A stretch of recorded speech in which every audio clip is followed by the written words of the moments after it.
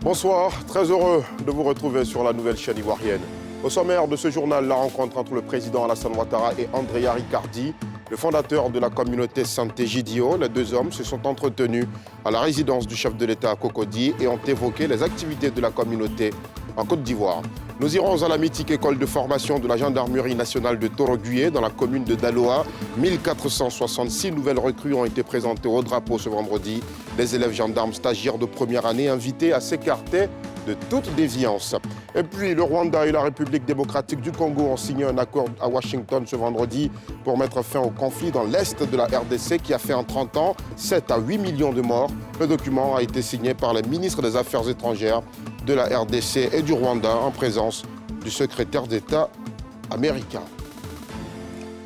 Commençons ce journal à la résidence du président de la République. Alassane Ouattara a reçu ce matin le fondateur de la communauté Santé-Gidio. Andrea Riccardi a fait le point des activités de sa communauté dans le pays, avec un accent sur celles qui aident notre pays à consolider la paix et à apporter assistance aux plus démunis. Le récit de Pierre Dipomela. À l'issue d'un entretien avec le président de la République, Alassane Ouattara, le fondateur de la communauté de Santé-Gidio, Andrea Riccardi, a salué les progrès remarquables accomplis par la Côte d'Ivoire en matière de développement, de stabilité et de paix.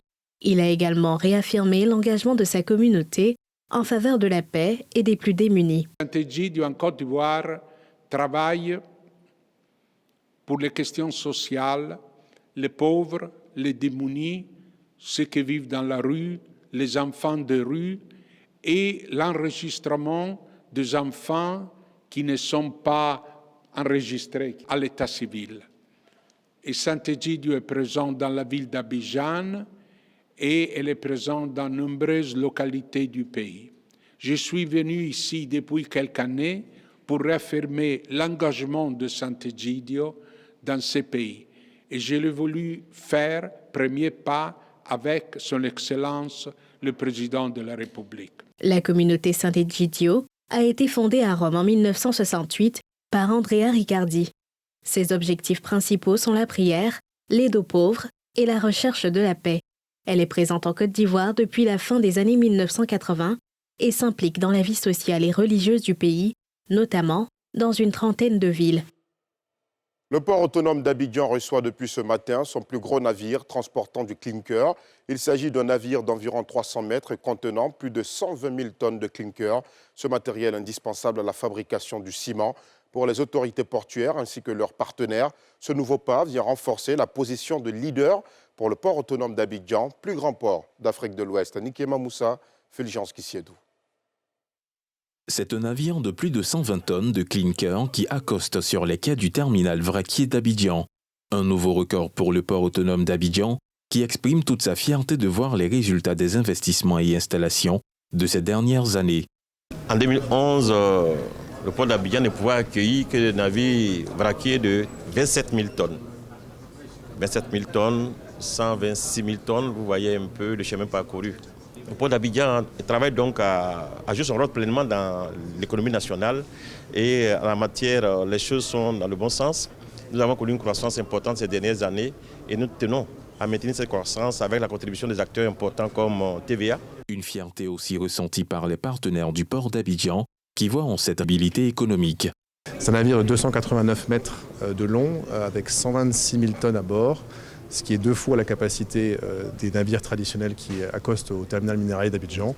Et donc c'est une première sur le continent africain de transporter du clinker sur un navire de type Capesize. L'idée c'est de pouvoir créer les conditions pour que nos clients puissent venir par le port d'Abidjan dans les meilleures conditions avec un coût de passage portuaire qui diminue. La dynamique du président de la République, M. Alassane Ouattara, d'être un pays émergent, il faut déjà avoir des ambitions et être audacieux. Donc aujourd'hui, on a réussi à faire arriver ce navire de 300 mètres de long qui a une capacité de 126 000 tonnes. L'ambition est d'aller jusqu'à 150 000 tonnes, 160 000 tonnes et voire 200 000 tonnes. Et donc ça permettrait à la Côte d'Ivoire d'avoir une attraction portuaire très importante Et pour cela, on remercie vraiment le directeur général du port, M. Yensi Yacouba. Aujourd'hui, ce sont les plus grands navires vraquiers du monde que nous avons été en mesure d'acheminer vers la Côte d'Ivoire. Le chemin est juste pharaonique. Aujourd'hui, au lieu de recevoir une dizaine de navires, vous pouvez faire exactement le même volume en recevant uniquement 2 ou 3 navires, en optimisant sur la capacité du navire, parce qu'il y a une longueur qui est importante, il fait 300 mètres, donc vous pouvez mettre plus de grues pour opérer sur le même navire, et donc les cadences de déchargement peuvent atteindre 30 000 tonnes jour. L'arrivée de ce navire au port autonome d'Abidjan vient aussi reconforter le gouvernement ivoirien sur les investissements réalisés pour augmenter les capacités d'accueil et de gestion du plus grand port d'Afrique de l'Ouest. Rendons-nous à Toroguié, à la mythique école de formation de la gendarmerie nationale à Daloa. 1466 nouvelles recrues ont été présentées au drapeau ce vendredi. Des élèves gendarmes, stagiaires de première année invités à s'écarter de toute déviance. Ah oui, le commandant supérieur Alexandre Apalotouré est formel sur la question. Toute déviance conduira inéluctablement à un renvoi de ce corps d'élite qui entend maintenir sa notoriété. Le récit de Thiemé Dangé et Tanguy Kona. Place d'armes de l'école de gendarmerie de Toroguié. Sur les rangs, 1466 nouvelles recrues.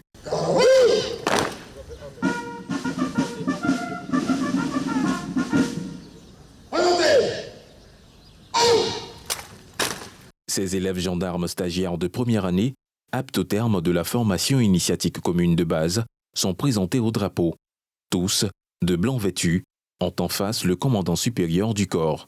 La couleur que tous arborent se veut, pour l'officier général à la tête de la maréchaussée ivoirienne, un symbole et une invite à s'écarter de toute défiance dans une institution de sécurité et de défense qui entend garder jalousement son image et sa notoriété de corps d'élite. Vous devez être le citoyen modèle. Pour vous rappeler que le blanc, c'est du propre. Restez concentrés. Il n'y a pas d'élit gendarme. Ou on l'est, ou on ne l'est pas. Et le gendarme, ce n'est pas la tenue. Le gendarme, ce n'est pas celui qui se proclame gendarme.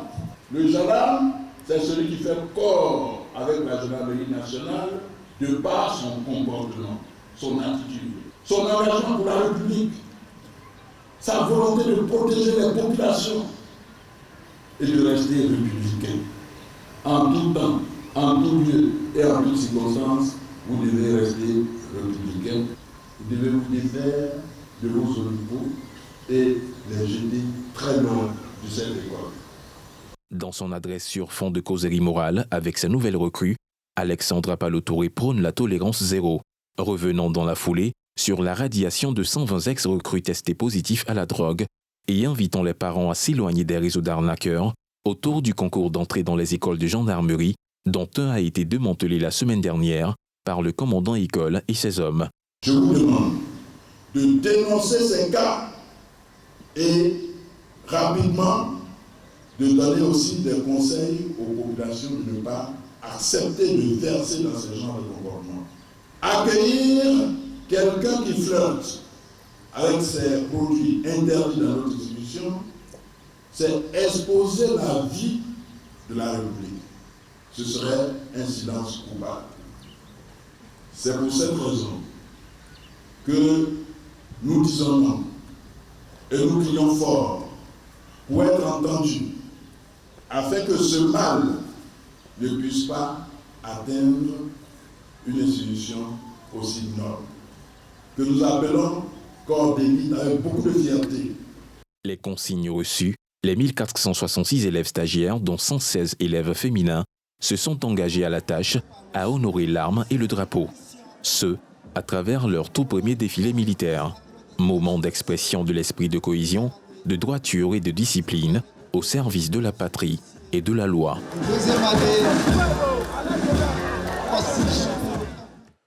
À l'Institut des sciences et techniques de la communication ISTC Polytechnique, les étudiants en fin de parcours ont présenté ce vendredi leur pratique professionnelle. L'exercice consiste à créer un environnement d'entreprise pendant 2 mois et soumettre les étudiants à des cas très pratiques. Le public présent, composé d'apprenants, d'enseignants, de professionnels du secteur et de membres du gouvernement, était en admiration face au savoir-faire des polytechniciens, comme nous le rapportent Faltia Koulibaly et Joseph Zekré. Ambiance studieuse et festive à l'amphithéâtre Afoussiata Bamba Lamine. La salle est animée par les éclats de couleurs des tenues en pagne, portées fièrement par les étudiants et le personnel administratif. Sur l'estrade, les étudiants prennent la parole. Dans l'auditoire, des invités, des enseignants et des camarades attentifs. Nous sommes à l'Institut des sciences et techniques de la communication, ISTC Polytechnique, en pleine célébration des Journées scientifiques du communicateur, JCOM. Après 2 mois de travaux pratiques intensifs, c'est l'heure tant attendue de dévoiler le fruit d'un travail rigoureux et passionné. Ces présentations marquent l'aboutissement des pratiques professionnelles, PP, véritable passerelle entre la théorie académique et le monde professionnel. Les travaux que les étudiants de l'école de journalisme ont exposés ont été salués, voilà, ça a été apprécié. Donc ça, c'est un point de satisfaction. Et puis aussi d'inviter tout le monde, voilà, à venir aux journées scientifiques pour voir d'eux-mêmes, pour découvrir les talents qui se cachent ici, le travail exposé ici. Chacun a mis en pratique ce qu'il apprend à l'école. Nous avons 5 écoles ici, l'école de publicité marketing, de production audiovisuelle, de journalisme, d'art image numérique et de télécommunications. Et chacun a été mis en situation réelle d'entreprise. Donc c'est de dire aux gens qui sont prêts à l'emploi. Cette présentation a lieu en présence du ministre de la Communication et des Médias, qui a rappelé le thème de cette édition. Le thème retenu pour cette année, l'ISTC Polytechnique face aux enjeux pédagogiques de l'intelligence artificielle, s'inscrit dans une vision prospective. Il témoigne de notre volonté d'outiller les futurs communicants face à un bouleversement technologique majeur en leur permettant d'en maîtriser les dimensions techniques, éthiques et sociales. Il est fondamental de former des professionnels de la communication et des médias qui soient vigilants, compétents, c'est vrai, mais surtout qui aient une éthique avec des valeurs morales, les rendant aptes à garantir la qualité du traitement de l'information. L'ISTC Polytechnique, composé de 5 écoles, continue ainsi de former une nouvelle génération de professionnels aguerris, prêts à relever les défis du monde de la communication et des médias. La journée de la fonction publique enregistre du beau monde, mais aussi des réflexions de grande importance, donc très pointues. Hier jeudi, la transformation structurelle et culturelle de l'administration ivoirienne était au cœur des discussions, après quoi 230 agents de l'État ont été décorés. Moussa Nikiema, Fulgence Kissiedou. Deuxième jour des journées de la fonction publique. Au programme des panels, dont celui sur la transformation structurelle et culturelle de l'administration publique. Au niveau de l'administration, nous avons noté qu'il fallait désormais faire en sorte qu'il y ait un ajustement entre les missions à réaliser et les organes qu'on met en place pour les réaliser, en évitant les redondances et les chevauchements de missions. En ce qui concerne les hommes, nous avons noté qu'il était pertinent que les hommes, eux aussi, soient totalement métabolisés, de sorte qu'on ait un changement qualitatif dans leur comportement, dans leur pratique, mais également dans leur perception de leur rôle et de leur mission. Invitée de marque à la rencontre, la ministre gabonaise de la fonction publique qui a révélé l'importance de ces journées de proposition pour l'amélioration de nos administrations. Le constat a été fait par tous les pays que nous traînons depuis des années, des lacunes historiques et qu'il va falloir éradiquer dans nos administrations. Et celui qui doit pouvoir les éradiquer, l'acteur principal, c'est l'homme. Donc il faut pouvoir transformer les mentalités de nos administratifs pour assurer une gestion de l'argent public efficace. Autre point marquant de cette deuxième journée, la reconnaissance du mérite accordée à 230 agents de l'État en fonction ou à la retraite. Des distinctions reçues avec beaucoup d'émotion. Je suis ému vraiment de couronner ma carrière avec cette médaille d'une valeur incommensurable. Et notre cheval de bataille, comme moi-même je suis chevalier, on demande aux jeunes qui viennent d'arriver d'avoir beaucoup la conscience professionnelle. Un sentiment de fierté qui m'anime et aussi on me donne l'occasion de faire encore mieux pour mériter la confiance de la hiérarchie et être ainsi au service de la Côte d'Ivoire dans cette administration nouvelle et qui prospère. Débutée ce 25 juin, l'édition 2025 des Journées de la fonction publique prendra fin le 28 juin prochain. Ce sont en tout 127 chevaliers, 36 commandeurs et 67 officiers qui ont reçu les honneurs de la fonction publique ce jour. Après un mois de renforcement de capacité, les administrateurs des EPN, entendés établissements publics nationaux, ont reçu leur certificat de fin de formation. Pour la première session du programme, ils étaient 80 administrateurs formés en gouvernance, en performance institutionnelle et en management des stratégies. Moussa Nikiema, Féligence Kissiedou.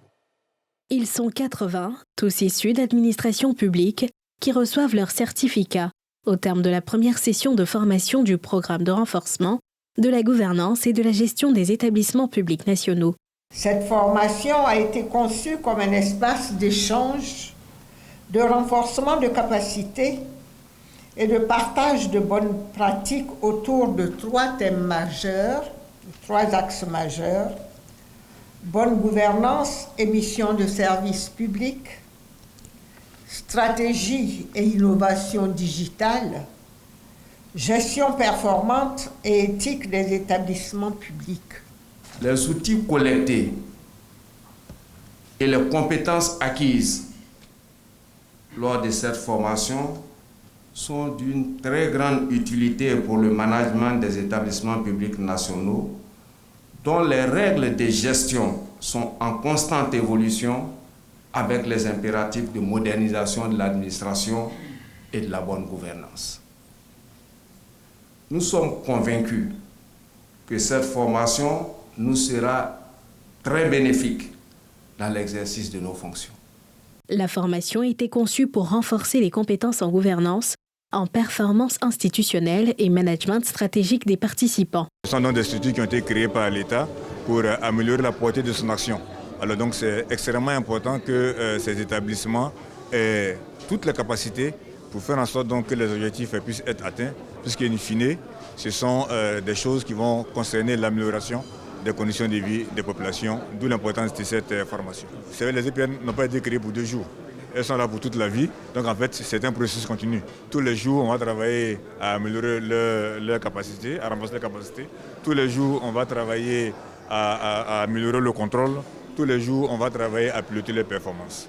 Cette remise vient marquer l'aboutissement d'un mois de formation destiné aux présidents de conseils de gestion ou d'orientation et aux directeurs généraux de ces établissements publics nationaux.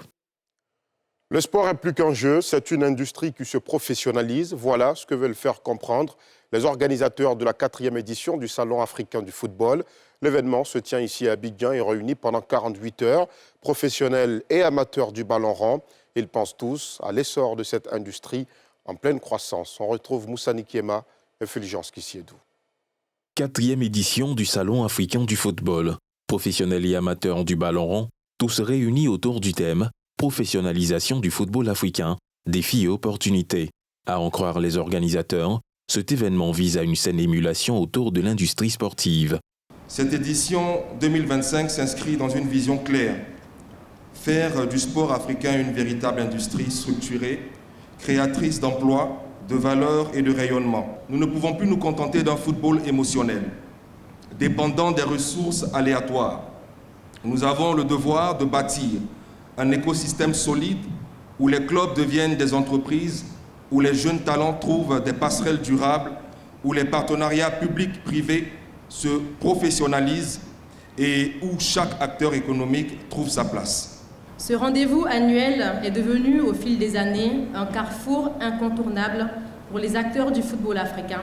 Ces sujets ne sont pas simplement techniques, ils représentent les fondations d'un écosystème plus solide, plus professionnel et plus compétitif. Car le football ne se résume plus à 90 minutes sur un terrain. Il est aujourd'hui une industrie, un vecteur d'emploi, d'éducation, de cohésion sociale et de rayonnement international.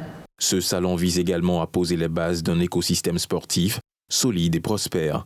Le secteur sportif emploie aujourd'hui plus de 50 000 personnes en Côte d'Ivoire. Un effectif qui pourrait s'accroître d'ici à l'horizon 2030 si les réformes en cours se poursuivent. Ce salon africain du football est une vitrine exceptionnelle pour présenter les nouvelles dynamiques du secteur. Il met en lumière l'ensemble de la chaîne des valeurs du football africain à travers la formation de jeunes talents, la structuration des académies, la gouvernance des clubs, la professionnalisation des ligues, l'émergence des partenariats publics-privés et le développement de contenus numériques et technologiques autour du sport. Pays à l'honneur, le Maroc n'a pas manqué d'exprimer l'urgence d'une collaboration fructueuse entre les acteurs pour une meilleure évolution de l'industrie sportive en Afrique. Débuté ce vendredi, le salon prendra fin ce 28 juin. Et voilà une autre crise africaine qui trouve peut-être solution aux États-Unis. Le Rwanda et la République démocratique du Congo ont signé il y a quelques instants un accord de paix sous l'égide de Washington. Cet accord a pour objectif de mettre un terme à la crise qui secoue l'Est de la RDC. Entre 7 à 8 millions de personnes ont déjà perdu la vie et autant se sont déplacés depuis 30 ans que dure ce conflit. La précision de Pierre Dipomela. Le document qui fait l'objet d'un accord de paix entre la RDC et le Rwanda avait été paraphé le 18 juin 2025 à Washington par les experts congolais et rwandais et comprend 5 dispositions principales: le respect de l'intégrité territoriale, la cessation des hostilités, le désengagement, le désarmement et l'intégration conditionnelle des groupes armés non étatiques et la création d'un cadre d'intégration économique régionale dans lequel Kinshasa et Kigali s'accordent à lancer ou à renforcer leur coopération. La Maison-Blanche a également indiqué que Donald Trump doit rencontrer les ministres des Affaires étrangères dans le bureau ovale. Il prévoit également la mise en place d'un mécanisme conjoint de coordination sécuritaire, incluant le concept des opérations, un cadre d'échange de renseignements négocié à Luanda en octobre 2024. Selon le programme, Félix Tshisekedi et Paul Kagame devraient se rencontrer lors d'un sommet à Washington à la mi-juillet, en présence de Donald Trump et d'autres chefs d'État africains, appelés à se porter témoins ou garants de l'accord. Fin 2021, le groupe rebelle M23 a lancé une nouvelle offensive qu'il a fortement intensifiée au début de l'année, s'emparant de vastes pans de territoire, y compris la ville clé de Goma dans l'est de la RDC. Le gouvernement de Kinshasa affirme depuis longtemps que le M23 reçoit un soutien militaire du Rwanda. Et c'est sur cette note que nous arrivons au terme de notre journal. Merci aux équipes techniques de rédaction. Je vous remercie aussi de l'avoir suivi. Passez une excellente soirée sur la nouvelle chaîne ivoirienne.